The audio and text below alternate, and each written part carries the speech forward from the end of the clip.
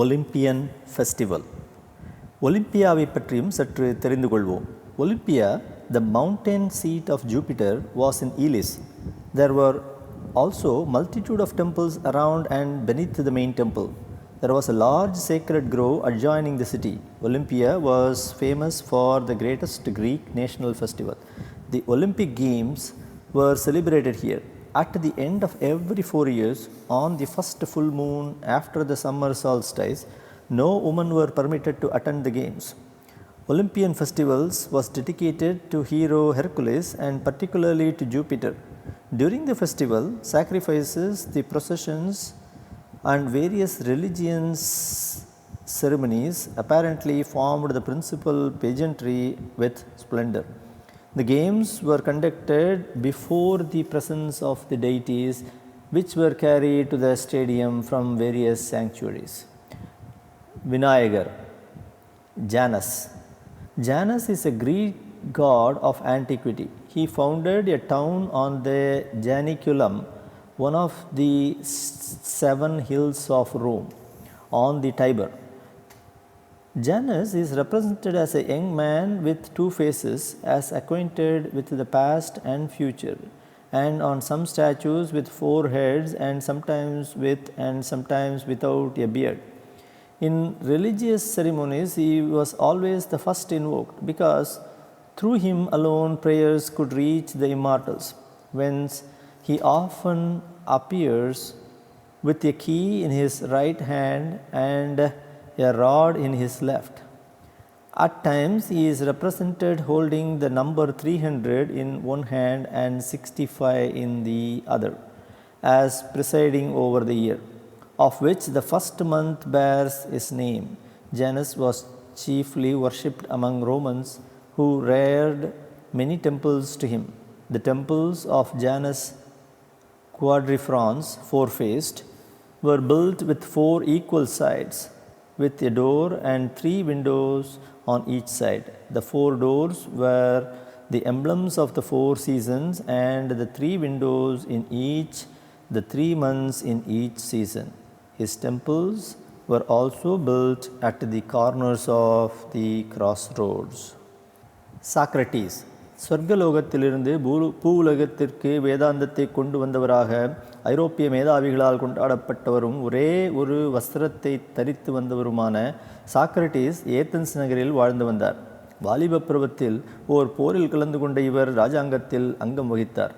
பிறகு உலக பாசங்களை அகற்றி வைராகியத்தை அடைந்து விட்டார். ஒரு சமயம் இவரை பற்றி ஒரு நண்பர் அப்போலோ பகவானை கேட்டபொழுது, "no other man is wiser than Socrates" என்று பகவான் பதிலளித்தார். அவர் போதித்து வந்தவைகளை ஒரு சில சீடர்கள், முக்கியமாக பிளேட்டோ, ஏடுகளில் பதிவு வைத்து வந்தனர். தெய்வ பக்தியை ஏற்று வந்த இவர் சில சமயங்களில் தெய்வ அருளையும் பற்றி வந்தார். இத்தகைய பெரியவரை ஓர் சோம்பேறியாக நினைத்து வந்த மனைவி கணவரை அவ்வப்போது கடிந்து வந்த வண்ணமாக இருந்தார். எதையும் லேசாக கருதி வந்த வேதாந்தியோ எதையும் பொருட்படுத்தாமல் இயங்கி வந்தார். ஒரு நாள் கணவனிடம் கூச்சல் போட்ட மனைவி மாடி அறையை கழுவிய போது வாயில் மேடையில் அமர்ந்திருந்த சாக்ரட்டிஸ் அந்த அசுத்த நீரை பொறுமையுடன் தனது தலையில் ஏற்றார். இதை கண்ட ஓர் நண்பர், "என்னப்பா இது?" என்று கேட்க, "ஒன்றுமில்லை, இதுவரையில் இடி இடித்தது, இப்பொழுது மழை பெய்கிறது, அவ்வளவுதான்" என்று அலட்சியமாக பதிலளித்தார் சாக்ரட்டிஸ். ஆன்டிஸ்தெனஸ் வேதாந்த பாடசாலை என்ற ஸ்தலத்தை கொள்ளாத சாக்ரட்டிஸுக்கு ஆன்டிஸ்தெனஸ் என்ற ஓர் வேதாந்தி சீடராக அமர்ந்தார். குருவின் அவ்வப்போதைய போதனைகளை கிரகித்து கொண்ட சீடர் முடிவாக உலக வாழ்க்கையை துறந்த ஒரே ஒரு கந்தல் சட்டைக்கு மட்டும் அதிபதியானார். இதை கண்ணுற்ற குரு, "ஆன்டிஸ்தெனஸ், ஐ see thy vanity through the holes of your coat" என்று கூறினாராம். சீடனின் உன்னதமான யோக்கியதை முற்றிலும் மறைந்து வைத்திருந்த குரு, "இன்னும் நீ உலகப்பற்றை போற்றி கொண்டிருக்கிறாயே" என்ற கருத்தை வேடிக்கையாக வெளியிட்டார். அதாவது, பொத்தல்களை கொண்ட ஓர் சட்டையைத்தான் அணிய வேண்டுமென்ற ஒரு விருப்பை கொண்டு விட்டாயே என்பதை சாக்ரட்டிஸ் சுட்டிக்காட்டினார். முடிவாக குருவின் அனுமதியின் பேரில் ஒரு வேதாந்த பாடசாலையை துவக்கினார். இந்த ஸ்தாபனத்தை பரம்பரையாக சில வேதாந்திகள் ஏற்று வந்தனர். ரோம காலத்தில் இதே ஸ்தாபனம் ஸ்டாய்சிசம் என்ற பெயரை ஏற்று வந்தது. ஆன்டிஸ்தீனிஸ் பல கஷேத்திரங்களுக்கு சென்று அந்தந்த தெய்வங்களின் பேரில் துதிகள் பாடியிருக்கிறார். இவர் தன்னுடைய கடைசி வாழ்க்கையில் தெய்வங்களின் அனுகிரகத்தை பெற்ற ஓர் தெய்வ சாதுவாக விளங்கினார். இப்பொழுது சாக்ரட்டிஸின் பக்கம் திரும்புவோம். இராஜாங்க பிரமுகர்களின் புதல்வர்கள் இவரை காணும் பொழுதெல்லாம் பொழுதுபோக்கிற்கு இவருடன் சம்பாஷிப்பதுண்டு. ஆனால் சாக்ரட்டிஸ் அவர்களுக்கு எவைகளை புகட்டலாமோ அத்துடன் நிறுத்தி கொண்டு விடுவார். இவர் எகிப்திய பிராமணர்களின் அருளினால் ஆத்ம சஞ்சாரத்தை மிஸ்டிசிசம் பெற்றவராவார். இவர் மிக்க படித்தவர்களை காணும் பொழுதெல்லாம் அவர்களிடம் வலுவில் கேள்விகளை போட்டு அவர்களுடைய பதில்களிலிருந்து இலன்ஷஸ் தான் ஸ்திரப்படுத்தி கொள்ள வேண்டியவைகளை பிரித்தெடுத்துக் கொள்வார். இவரை காண நேரும் பல கல்விமான்கள் இவருடைய கண்களிலிருந்து தப்பித்துக் கொள்வதுண்டு. சிருஷ்டிகளில் சோதனையிடுவதை தெய்வங்கள் ஏற்கவில்லை என்பதாகவும் சாக்ரட்டிஸ் கூறியிருக்கிறார். அவர் தூய்மை, ஆத்மா முதலியவைகளை பற்றியும் மானிடர்கள் இறந்த பிறகு அந்தந்த ஜீவாத்மாக்களுக்கு உற்ற வெகுமானம், தண்டனை முதலியவை பற்றியும் விளக்கியிருக்கிறார். சாக்ரட்டிஸ் அரசாங்கத்தின் குறைகளையும் வேதாந்தத்தின் தன்மைகளையும் உற்றவர்களிடம் வலுவில் பேசுவதுண்டு. இதன் மூலம் பிரமுகர்களின் அதிருப்தியை சம்பாதித்து கொண்டார். கடைசியாக அரசாங்கத்தில் கேந்திர ஸ்தானங்களை வகித்து வந்தவர்களும் இவருக்கு எதிரியாக திகழ்ந்தவர்களுமான மூவர் இவர் பேரில் குற்றம் சுமத்தி கைதியாக்க உத்தரவிட்டனர். சாட்டப்பட்ட குற்றங்கள் பின்வருமாறு: அரசாங்கத்தை அவதூறாக பேசுதல், படித்த இளைஞர்களை தவறான பாதையில் திருப்புதல், தெய்வ வழிபாடுகளில் தவறுதல் முதலியவைகளாகும். முதல் 2 குற்றங்களுக்கு பதிலளிக்கையில் தன்னுடைய கட்சியின் நியாயத்தை விளக்கிவிட்டு தெய்வ வழிபாட்டில் தவறியதில்லை என்பதையும் மூதரித்தார். ஆனால் நீதிஸ்தலத்தை மதிக்காமல் அலட்சியமாக பேசினார். ஆம், ஒரு முற்றின விவேகி நீதிஸ்தலத்தின் கட்டுப்பாட்டிலோ தனக்கு சாதகமான தீர்ப்பிலோ கருத்தையாக கொள்ளப் போகிறார். 557 அங்கத்தினர்களை கொண்ட சபையில் ஓர் மிகவும் குறுகிய வித்தியாசத்தில் மரண தண்டனை ஊர்ஜிதமாயிற்று. கிரேக்க நாடுகளில் உடனுக்குடன் தண்டனைகள் நிறைவேற்றப்பட்டு வந்தன. ஆனால் அன்று ஓர் கோவில் உற்சவம் ஆரம்பித்ததால் தண்டனை 1 மாதத்திற்கு ஒத்தி போடப்பட்டது. தண்டனையிலிருந்து விடுபடுவதற்கு சட்ட ரீதியான நியாயமான சந்தர்ப்பங்கள் இருப்பதை நண்பர்கள் எவ்வளவோ வற்புறுத்தி தெரிவித்தும் தன்னை விடுவித்துக் கொள்ள அவர் கண்டிப்புடன் மறுத்துவிட்டார். தண்டனை நாளும் வந்துவிட்டது. அவருடைய சீடர்களும் நண்பர்களும் சிறைச்சாலையில் காலையிலிருந்தே கூட ஆரம்பித்து விட்டனர். பிளேட்டோவும் வந்திருந்தார். சாக்ரட்டிஸின் கால் விலங்கு அன்றுதான் அகற்றப்பட்டது. அன்று காலையிலிருந்து மாலை வரையில் வேதாந்த பக்குவங்களை பற்றி உற்சாகத்துடன் சம்பாஷித்தார். மாலை 5 மணி ஆயிற்று. தான் மரணத்தை ஏற்ற பிறகு ஓர் ஆனந்தமயமான வாழ்க்கையை ஏற்கப் போவதால் யாரும் அழக்கூடாது என்பதை அறிவித்தார். இப்பொழுது நேரம் நெருங்கிக் கொண்டிருக்கிறது, எனவே நான் ஸ்நானத்தை முடித்துவிட்டு வருகிறேன் என்று அறிவித்ததுடன் ஸ்திரீகள் வந்து என்னுடைய இந்த இறந்த உடலை குளிப்பாட்ட வேண்டாம் என்றும் கூறினார். அப்பொழுது கிரைட்டோ என்ற அவரது நண்பர், சாக்ரட்டிஸ், ஸ்நானத்திற்கு அவசரப்பட வேண்டாம், அஸ்தமன நேரம் வந்து விட்டாலும் கூட மேலும் 2 மணி நேரம் அனுமதி வாங்கி கொள்ளலாம் என்று சொன்னார். இதை கேட்ட சாக்ரட்டிஸ், கிரைட்டோ, நீ கூறுவதை பார்த்தால் 2 மணி நேரம் உலகில் இருந்தால் ஏதோ லாபம் இருப்பதாக நீ நினைக்கிறாய். ஆனால் நான் உட்ட சமயத்தில் புறப்பட்டு விட்டால் அந்த 2 மணி நேரம் அவ்விடத்தில் எனக்கு ஆதாயம் கிடைக்கிறது என்று கூறிவிட்டு ஸ்நானத்துக்கு புறப்பட்டு விட்டார். ஸ்நானம் முடிந்தவுடன் ஜெயில் அதிகாரியை பார்த்து தான் விஷம் அருந்தியவுடன் என்ன செய்ய வேண்டும் என்பதை கேட்டார். கால்களில் சற்று கனத்தை உணரும் வரையில் சிறிது நடந்துவிட்டு பிறகு படுத்து விடுங்கள் என்று மரியாதையுடன் பதிலளித்தார் அதிகாரி. இந்த சமயத்தில் சாக்ரட்டிஸ், உங்களுக்கும் உங்கள் குடும்பத்துக்கும் நான் என்னென்ன செய்ய வேண்டும் என்பவர்களை கட்டளையுங்கள் என்று கேட்டுக்கொண்டார். கிரைட்டோ இதற்கு பதிலளிக்கல், கிரைட்டோ, இன்றைக்கு நினைப்பது நாளைக்கு நடக்காமலும் போய்விடலாம். எனவே எவைகள் எப்படி எப்படி நடக்க வேண்டுமோ அப்படி நடக்கட்டும் என்று கூறிவிட்டு ஹெம்லாக் விஷத்தின் கோப்பையை கையில் வாங்கி கொண்டார். இந்த இடத்தில் பிளேட்டோ கொடுத்திருப்பதை அப்படியே கொடுத்து விடுகிறேன். And he having received it very cheerfully, neither trembling nor changing at all in color or countenance, drank it off readily and calmly. பிறகு சிறிது நேரம் நடந்துவிட்டு படுத்தார். ஓர் துணியினால் அவர் மூடப்பட்டார். இதற்கு முன்பே அனைவரும் முகத்தை மறைத்து கொண்டு தேம்பி தேம்பி அழ ஆரம்பித்து விட்டனர். பிளேட்டோ சம்பந்தப்பட்ட வரையில் மற்றவர்களைப் போல் அத்தகைய துயரத்தை ஏற்காவிட்டாலும் உலகம் ஒரு மகாபுருஷரை இழக்கப் போவதை நினைத்து வருந்தினார். ஒரு சில வினாடிகளுக்கு பின்பு சாக்ரட்டிஸ் தனது முகத்தை விலக்கிக் கொண்டு, எஸ்குலாபியஸ், தெய்வத்திற்கு ஓர் சேவல் பிரார்த்தனையை ஏற்றிருக்கிறோம், அதை தவறாமல் நிறைவேற்றிவிடு என்று கிரைட்டோவிடம் கூறினார். உடனே முடித்து விடுகிறேன் என்று பதிலளித்த சில வினாடிகளுக்குள் சாக்ரட்டிஸ் இவ்வுலகிலிருந்து புறப்பட்டு விட்டார். கிரைஸ்ட். யூத மதத்தில் பிறந்த கிரைஸ்ட் தனது 31வது வயதில் உலகப் பற்றுதல்களை அகற்றி ஓர் வேதாந்தியாக மாறி தன்னிச்சையாக வாழ்ந்து வந்தார். சற்று கோபத்தை ஏற்று வந்த இவர் சில வீடுகளில் பிக்ஷை ஏற்று பசியாறி வந்தார். கலாச்சாரங்களுக்கு கட்டுப்படாத இவர் மதக் கொள்கைகளை கடைபிடிக்க பிடிவாதத்துடன் மறுத்தார். எனவே யூத பெரியவர்கள் இவரை ஒரு மத துரோகி என்று குற்றம் சாட்டினர். மேலும் அவரை தண்டிக்க நேரிடும் என்ற எச்சரிக்கையையும் விடுத்தனர். இதனால் ஆத்திரம் கொண்ட கிரைஸ்ட் அவர்களுடன் வாய்ச்சண்டையை மேற்கொண்டார். இதையடுத்து பெரியோர்களும் பொதுமக்களும் இவரை காணும் போதெல்லாம் கூட்டம் போட்டு தூட்டி வந்தனர். இவர் எதற்கும் பின்வாங்கவில்லை. கடைசியாக யூத பெரியோர்கள் ரோம கவர்னரை பாண்டியஸ் பைலேட் நாடி இவருக்கு மரண தண்டனை விதிக்க கேட்டுக்கொண்டனர். கவர்னரோ இவர்களுடைய விண்ணப்பத்தை தள்ளி போட்டு கொண்டே வந்தார். எனினும் முடிவாக தண்டனை நிறைவேற்றப்பட்டு விட்டது. இதுதான் கிறிஸ்டின் சரித்திரமாகும். இவைகள் ஒருபுறம் இருக்க, கிறிஸ்டின் மறைவுக்கு பல நூற்றாண்டுகளுக்கு பின் முடிக்கப்பட்ட பைபிளிலோ அவர் ஓர் கன்னிக்கு பிறந்ததாகவும் மரணமடைந்த 3ஆம் நாள் தனது சீடர்களுக்கு மட்டும் தரிசனம் அளித்ததாகவும் தனது வாழ்க்கையில் அனுமானுஷ்யமான அற்புதங்களை புரிந்து வந்த வண்ணமாகவும் இருந்ததாகவும் கற்பிக்கப்பட்டிருக்கிறது. ஆனால் இவைகளெல்லாம் உலகம் நம்புமா என்ற ஐயத்தை பைபிளில் தொகுத்து வந்த பரம்பரையினர் ஏற்காமல் இல்லை. இதற்கேற்றாற்போல் சில கிறிஸ்தவ மேதாவிகளும் ஒரு சில பாதிரிமார்களும் கிறிஸ்டின் தெய்வீகத்தை மறுத்து கிளர்ச்சி செய்து வந்தனர். உலக மேதையான H.G. Wells கூறுவதாவது, A large proportion of the Christian world believes that Jesus was an incarnation of that God of all the earth whom the gens first recognized. The historian, if he is to remain historian, can neither accept or deny the interpretation. It is as a man that the historian must deal with him. There is a tradition that he fainted when, according to the custom, he was made to bear the cross to the place of execution. One gospel is obliged to say, Here was a man. This could not have been invented. Jesus was a penniless teacher who wandered about the sun-bit country of Judea, living upon the casual gifts of food. இஸ்லாம் சம்பந்தப்பட்ட வரையில் குரானில் ஆத்மீகத்திற்கு அதிக முக்கியத்துவம் கொடுக்காமல் இருந்தாலும் கூட உலகப்பற்றுள்ள மக்களின் வாழ்விற்கு வேண்டிய முறைகள் சித்தரிக்கப்பட்டிருக்கின்றன. தவிர அவர்கள் தங்களுடைய கடவுளான அல்லாவின் மேல் அசைக்க முடியாத நம்பிக்கையையும் நபிநாயகம் அல்லாவினால் அனுப்பப்பட்டவர் என்ற உறுதியையும் ஏற்று வருவதைப் போல மற்ற மதத்தினர்களும் அத்தகைய கடவுள் நம்பிக்கைகளை கடைபிடிப்பது மெத்த மேலானதாகும். டயகனிஸ் பாண்டஸ் நாட்டின் இன் மாடர்ன் டர்க்கி தலைநகரான சைனோபி என்ற ஊரில் கிமு 412 பிறந்த டயகனிஸ் என்பவர் தன்னுடைய வாலிப பருவத்தில் எவருக்கும் அடங்காமல் ஓர் தன்னிச்சையான வாழ்க்கையை ஏற்று வந்ததினால் நாட்டை விட்டு அகற்றப்பட்டார். ஆனால் டயகனிஸின் அடங்காத்தனம் வேறு விதமான உள்ளத்திலிருந்து உதித்ததாகும். அத்தகைய வைராகிய உள்ளம் தன்னை பற்றி கொண்டு விட்டதை அவர் உணராமலும் இல்லை.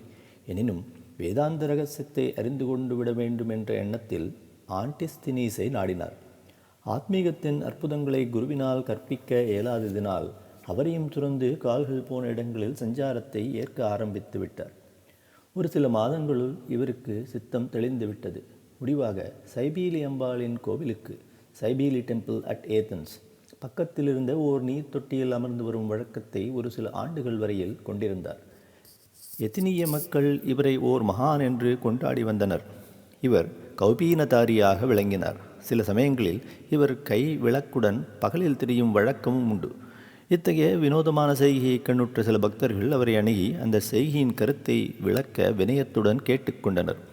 எங்கேயாவது ஓர் பரம உத்தமன் இருக்கிறானா என்பதை தேடிக்கொண்டிருப்பதாக அவர் பதிலளித்தார். இதன் மூலம் உலகில் பரம உத்தமனாக பிறப்பது அரிது என்பதையும், பகலில் கைவிளக்கை கொண்டதின் மூலம் கண்டிருந்தும் தூய்மை என்ற வெளிச்சத்தை அறிந்திருந்தும் மக்கள் குருடர்களாக இருக்கிறார்களே என்பதையும் அவர் நமக்கு உணர்த்துவதாக கொள்ளலாம். ஆட்டிகா நாட்டில் இவர் அலைந்து திரிந்து கொண்டிருந்த ஓர் சமயத்தில் கப்பல் கொள்ளைக்காரர்களால் கடத்திச் செல்லப்பட்டார். இந்த துறவியும் இத்தகைய ஓர் வேடிக்கையில் தன்னை ஈடுபடுத்தி கொள்ள மனம் கொண்டு விட்டார். இந்த சம்பவத்தை நினைக்கும் பொழுது பாளையப்பட்டு சிப்பாய்கள் சதாசிவ பிரம்மத்தை விறகுக்கட்டை சுமக்கச் செய்த சம்பவம் எனக்கு ஞாபகத்திற்கு வருகிறது. கிரீட் தீவில் டயகனிஸ் அடிமையாக விலை கோரப்பட்ட பொழுது இவருடைய மேன்மையை ஓரளவு ஊகித்து வாங்கின ஷனேதஸ் என்ற ஓர் பிரபுவை நினைத்து ஆச்சரியப்படுகிறேன். காரிந்தை சார்ந்த இந்த பிரபு தனது தனையர்களுக்கு குருவாக அமர அவரை கேட்டுக்கொண்டார்.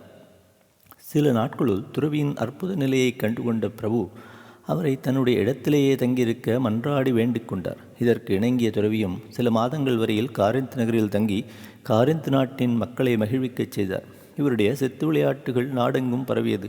சித்தன் போக்கு சிவன் போக்கு என்பதற்கேற்ப காரிந்த் நகரை விட்டு அகன்ற இவர் பல இடங்களை மனோவேகத்தில் அடைந்து சஞ்சரித்துவிட்டு கடைசியாக மாசிடோன் அடைந்தார். மாசிடோனில் இவருடைய அற்புதங்களை காண நேர்ந்த சிலர் பிரமிப்பை கொண்டதுடன் இவைகள் சக்கரவர்த்தியின் செவிக்கும் எட்டியது. சுபாவத்தில் எந்த உயர்ந்தவர்களையும் லட்சியம் செய்யாத மகா அலெக்சாந்தர் அவர் இருக்குமிடத்தை தேடி கண்டுபிடித்து தனக்கு அறிவிக்க ஆங்கியிட்டான். அவரை தரிசிக்கும் பாக்கியம் அவனுக்கு கிட்டியது. அவரை வணங்குவதற்கு பதிலாக மரியாதை காட்டியதுடன் நிறுத்தி கொண்ட மன்னன் தன்னுடைய உதவி எவ்வகையிலாது தேவையாக இருக்குமா என்ற ராஜதோரணியில் கேட்டான். இவனுடைய கேள்விக்கிணங்கி துறவி yes stand out of my sunshine என்று பதிலளித்தாராம். தனக்கு உதவியளிக்கும் எண்ணத்தை மன்னன் அகற்றிவிட்டால் அதுவே உதவியளிக்கக்கூடியதாக இருக்கும் என்ற கருத்தில் ஆம் என்று முதலில் கூறியிருக்கிறார் துறவி. பிந்திய வாக்கியத்திலோ சூரிய பகவானுடைய பிரகாசத்தைப் போல தான் பிரகாசித்து கொண்டிருப்பதாகவும் அத்தகைய பிரகாசத்தில் ஓர் நரன் குறுக்கீட்டை கொள்ள முடியாதென்ற மகத்தான கருத்தில் டயகனீஸ் அளித்ததாக கொள்ளலாம். அல்லது ஜோதிக்கு வெளிச்சத்தை காட்டும் எண்ணத்திலிருந்து விலகினில் என்ற புத்திமதியின் மூலம் மன்னனை எச்சரித்ததாகவும் கூறலாம். தன்னை ஓர் பொருட்டாக துறவி கருதாவிட்டாலும் அவரது மொழிகள் மன்னனை கவராமல் இல்லை. எனவே வேதாந்த பக்குவத்தில் சற்றேனும் உறவை கொள்ள முடியாத மன்னன் were I not Alexander I would wish to be Diogenes என்று துறவியிடம் கூறிக்கொண்டான். நாடுகள் சிலவற்றில் திருவிடையாளர்களை ஏற்று வந்த இவர் கடைசியாக காரிந்தை அடைந்து கிமு 323 ஜீவசமாதியை அடைந்ததாக தெரிய வருகிறது. கிரேட்டஸ் ஹிப்பார்க்கியா. தீபஸ் இன் போஷியா நகரைச் சார்ந்த கிரேட்ஸ் என்ற சீமான் டயகனீஸுக்கு ஒரு சமயத்தில் பணிவிடைகளை செய்து வந்தார். டயகனீஸின் அனுகிரகத்தை இவர் பூரணமாக பெற்றதால் இவருடைய சித்தம் பக்குவத்தை அடைந்து வந்தது. டயகனீஸ் இவருடைய நகரிலிருந்து திடீரென்று மாயமாக மறைந்த பிறகு தன்னுடைய அபரிதமான செல்வமனைத்தையும் மக்களுக்கு அளித்து விட்டார் கிரேட்டஸ். இந்த சமயத்திலிருந்து இவர் தெய்வ தியானத்தை மட்டும் தன்னுடைய நோக்கமாக கொண்டு விட்டார். இயல்பில் மிகவும் விகாரமான தோற்றத்தை கொண்டிருந்த இவர் கோடையில் கந்தல்களை வாரி சுற்றி கொள்வதையும் மாரியில் அற்ப ஆடையுடன் இருப்பதையும் வழக்கமாக கொண்டிருந்தார். ஓர் பெரிய செல்வந்தன் உலகை துறந்து விட்டதை கேள்வியுற்ற ஹிப்பார்க்கியா என்ற வேதாந்தினி அவரை தரிசிக்க ஆவல் கொண்டு அவர் இருக்குமிடத்தையும் கண்டுகொண்டாள்.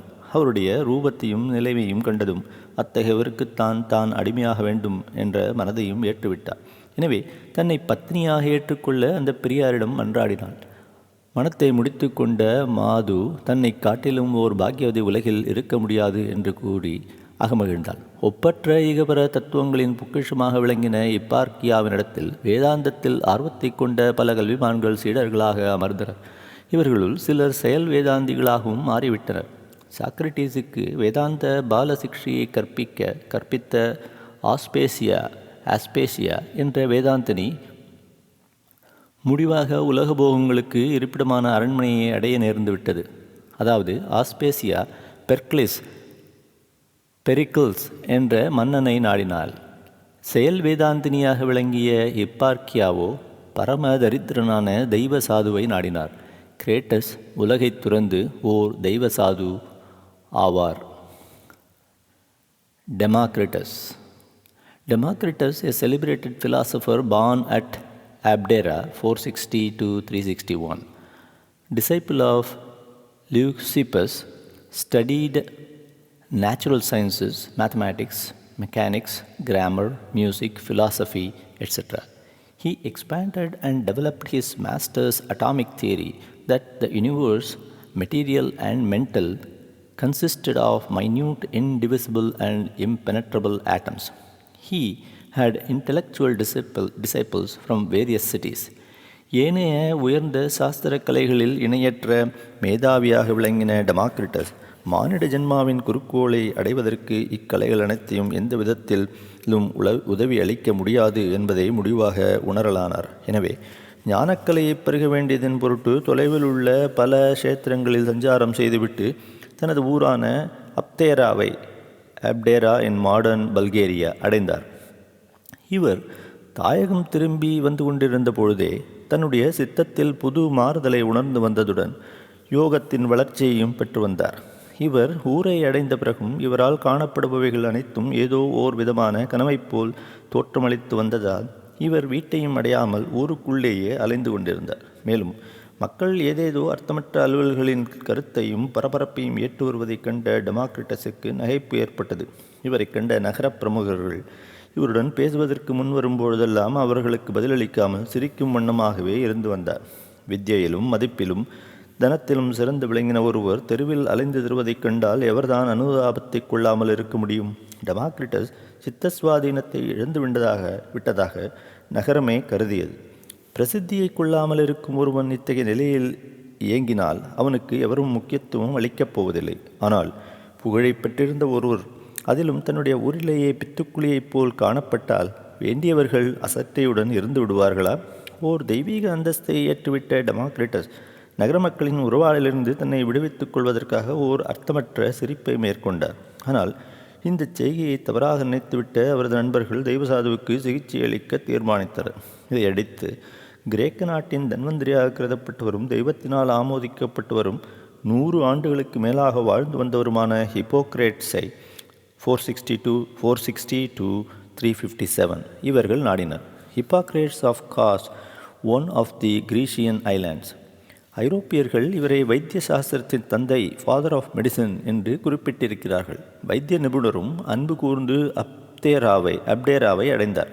ஆனால் தெய்வசாது தன்னை சிகிச்சைக்கு உட்படுத்தி கொண்டதுதான் ஓர் ஆச்சரியம். டெமாக்ரிட்டஸை கருத்துடன் சோதித்து பார்த்த வைத்திய சிரேஷ்டர் அவர் களங்கமற்ற நிதானத்தையும் தெய்வ பாசத்தையும் கொண்டிருப்பதை விளக்கினார். ஒரு சில மாதங்கள் கடந்தன. உலக மக்களின் வாழ்க்கையில் திருப்பத்தை தான் கொண்டு விட்டதை டெமாக்ரிட்டஸ் உணரலானார். எனவே இத்தகைய ஓர் அனாவசியமான நினைவை தவிர்த்து கொள்ள வேண்டிய நோக்கத்துடன் தன்னுடைய 2 கண்களையும் குத்தி கொண்டார். ஆனாலும் தெய்வசாது தெய்வங்களின் அனுகிரகத்தில் திரும்பவும் பார்வையை பெற்றுவிட்டார். இவரை லாஃபிங் ஃபிலாசபர் என்பதாக ஐரோப்பிய ஆசிரியர்கள் குறிப்பிட்டிருக்கிறார்கள்.